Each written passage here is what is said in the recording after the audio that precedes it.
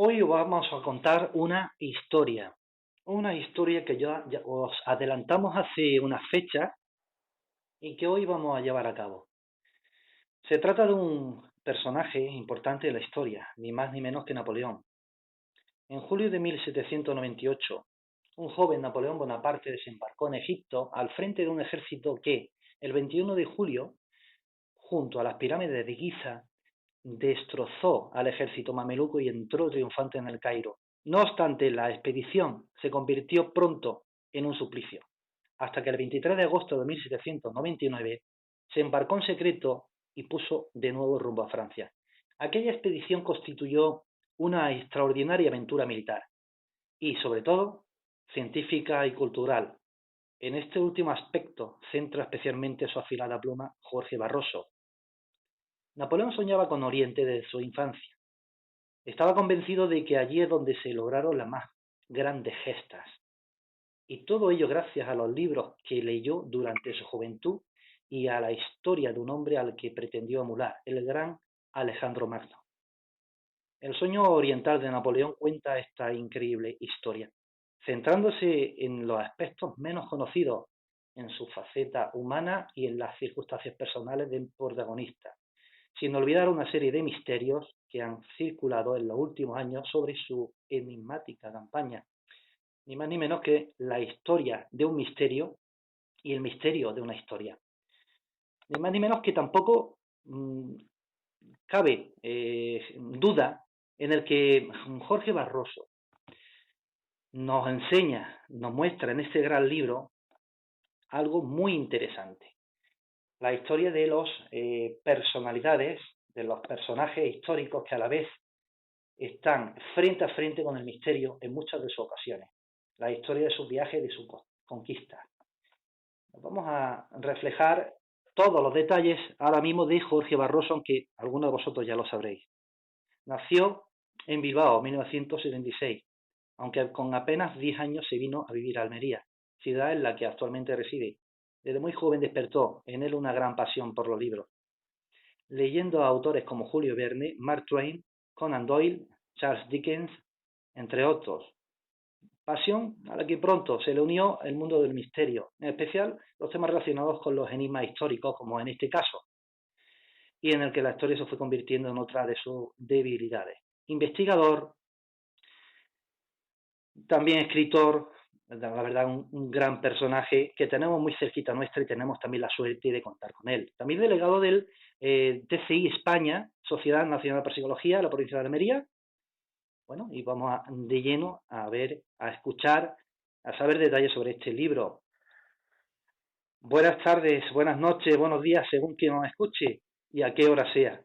Jorge, ¿cómo estás? Muy buenas, Alberto. Muy bien. Vamos a reflejarnos, vamos a mirar, vamos a escuchar tu pensamiento sobre ese libro, sobre lo que has producido en relación a esta historia tan impresionante que nos puedes proponer en esta entrevista. ¿Cómo surgió la idea de este libro?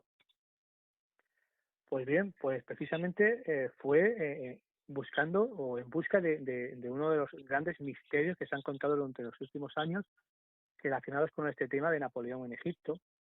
Y es esa fantástica historia que ya nos puso en conocimiento el gran autor Javier Sierra. Y es que hace ya unos cuantos años, cerca de 4 años y medio, o ya cerca de 5, también colaborando en un programa de estos del misterio, me propusieron hablar pues sobre lo que yo toco, que son los enigmas históricos. Y me dijeron que por qué no hablaba sobre esa noche que Napoleón, o esa supuesta noche que Napoleón se dice que pasó dentro de la Gran Pirámide la noche del 12 de agosto al 13 de agosto de 1799, y que más o menos lo que estaba buscando es el secreto de la inmortalidad, que como muchos ya conocerán, esa historia se hizo tremendamente popular porque el autor Javier Sierra lo mostró en un libro que se publicó en el año 2014, que llevaba por título La pirámide inmortal, aunque esa historia no es realmente nueva, contada por Javier Sierra, porque en el año 2002 ya publicó esa misma historia bajo el título El secreto egipcio de Napoleón. Lo que pasa es que en esa época Javier Sierra todavía no tenía el tremendo boom que tuvo después, y en el año 2014 quiso retomar y prácticamente es exactamente el mismo libro. En ese libro es donde Javier Sierra plantea esa historia de que Napoleón pasó una noche dentro de la Gran Pirámide buscando eso, el secreto de la inmortalidad. Pues buscando esa información para esa historia, bueno, pues me di cuenta después de hablar en el programa que no había muchos libros que contasen esta historia. No, y como sí existe mucha documentación, tanto la documentación de todas las biografías de Napoleón, como sus memorias, las memorias que escribió en la isla de Santa Elena, como su secretario personal, Bourrienne, que acompañó en aquella campaña, que dejó por escrito casi día por día todo lo que fue sucediendo. Así también tenemos toda la documentación de la comisión científica tan importante en aquella campaña y de otros generales suyos, y también de cronistas árabes. Viendo que no existían muchos libros sobre esta campaña, pues dije, pues vamos a hacer este libro. Sí, exactamente por qué fue Napoleón. ¿Por qué fue a Egipto? Bueno, pues esto es largo de contar, pero en principio lo que te cuentan los libros de historia es que Francia, que entonces había estallado la Revolución Francesa, su principal enemigo era Gran Bretaña. Y para cortarle las vías de suministro, digamos, a Gran Bretaña, para hacerle daño, se planteó la idea, esa idea, por cierto, la planteó Napoleón, es conquistar Egipto. Pero echando la vista atrás en todas las memorias de Napoleón, y se da uno cuenta de que eso no es así. O sea, Napoleón lo tenía pensado desde muchísimo tiempo antes, básicamente desde su juventud. Debido a una cantidad enorme de libros, Napoleón fue un ávido lector, un tremendo lector, sobre todo historia antigua. Y, por supuesto, sus libros de referencia, por ejemplo, eran la Anabasis de Arriano o las vidas paralelas de Plutarco. Y entre ellos, su personaje principal era Alejandro Magno. Ahí se fue gestando una idea, y después leyó otro libro también de unos viajes a Egipto y Siria, de un tal Bulney, donde Napoleón quedó prendado, y él lo que quiso es ir a Egipto, amparándose en esa campaña que le había propuesto al directorio francés para cortarle eso, la vía de comunicación a Gran Bretaña de su máxima entonces colonia, que era la India. Eso le haría mucho daño, porque entonces Gran Bretaña tendría que recorrer toda África entera con los gastos que originaría eso. Esa fue Pero la primera premisa que quiso Napoleón. Eso es lo que quiso realmente hacer en Egipto. esa es, digamos, el pacto oficial del directorio francés de esa época y de Napoleón. Pero Napoleón, en base a mucha documentación que existe y de lo que él le fue diciendo por ejemplo, a su hermano, a su secretario personal y a otros generales, la idea realmente no es esa. Napoleón quiso realmente formar una especie crear un imperio, como hizo Alejandro Magno, de la misma manera que hizo Alejandro Magno, crear un imperio. De la misma manera que se habían independizado las colonias americanas, crear una especie de Estados Unidos allí, entre Egipto, Siria, la India, y hacerse él emperador de todo eso. Digamos que la excusa que él puso al directorio francés era, pues, cortarle la vía de suministro a Gran Bretaña, que eso le haría mucho daño, a su máxima potencia rival, pero realmente Napoleón aspiraba a otra cosa. ¿Fracasó o tuvo éxito Napoleón? Pues ese es el quid de la cuestión, porque en la campaña militar como tal, que duró un año, fue un auténtico fracaso. Fue un fracaso porque, bueno, Napoleón intentó después subir a luchar y subir a la tierra de Siria y luchar en Palestina, por ejemplo, San Juan de Acre, donde tuvo una derrota brutal contra el imperio contra los turcos, y ahí se acabó ese sueño oriental de Napoleón acabó ahí. Pero en lo cultural y lo científico no. Hay que tener claro una cosa. Esta campaña es totalmente original porque jamás se había llevado una comisión científica como la que se llevó Napoleón a Egipto. Lo que nos da una prueba del sueño que quiso hacer ahí, de esa idea que tuvo de formar un imperio. De llevándose, Alejandro Magno cuando fue a Egipto, se llevó a los filósofos de esa Grecia para hacer una especie de koiné, una especie de unión entre la cultura griega y toda esa cultura oriental, para hacer una especie de fusión. Napoleón quiso hacer prácticamente lo mismo, y por eso se llevó a una comisión científica de 167 sabios de muchas ramas del saber de la ciencia, para formar una especie de nueva ciencia y nueva cultura allí. Si bien es cierto que aquello fracasó, es cierto que a partir de ahí, por ejemplo, con descubrimientos como por ejemplo la piedra de Rosetta o otros descubrimientos más, un artista que se llamaba Denon que pintó o dibujó casi todos los templos y tumbas de ese Egipto antiguo, que después se plasmaría en unos enormes y preciosos tomos de la historia de la descripción de Egipto. Eso fue el origen de lo que a día de hoy conocemos como la ciencia de la egiptología.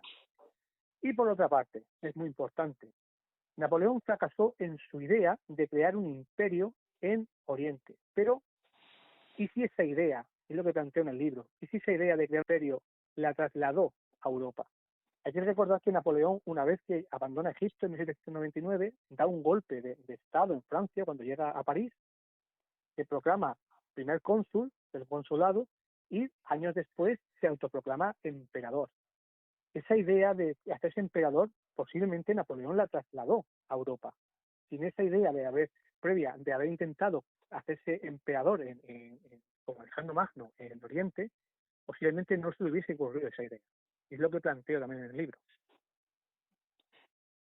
¿Qué misterios se han contado tras aquella campaña? Esa es una pregunta y seguramente querrán saber la respuesta a todos los que nos escuchan.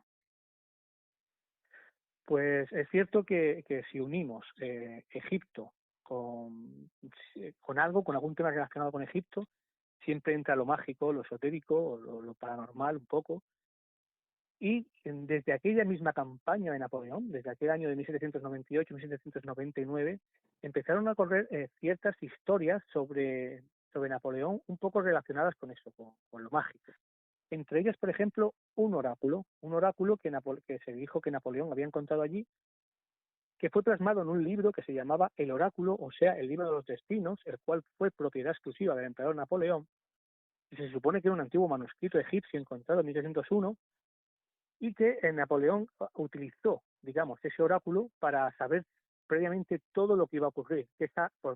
Y ese oráculo él lo perdió en la campaña de Leipzig en 1813 y que por haberlo perdido él fracasó y después vino de Waterloo y su destierro posterior a Santa Elena. Es una historia fascinante.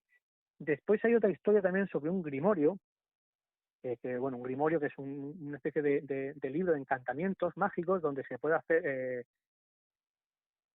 donde tú puedes crear, digamos, una especie de demonios o invocar una especie de demonios.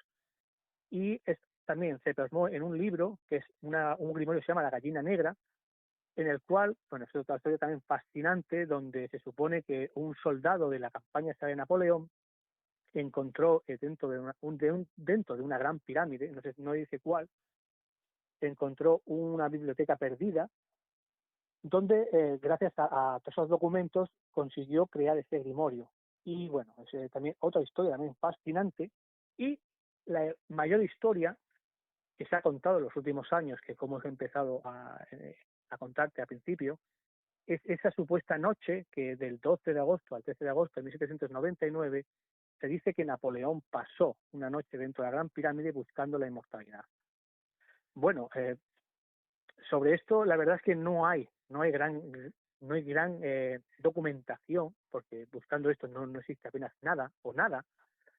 Y yo en el libro propongo, digamos, un recorrido de dónde surge esta historia. Comentan la gente que salió blanco total y absolutamente de aquella pirámide. ¿Cuál es tu pensamiento?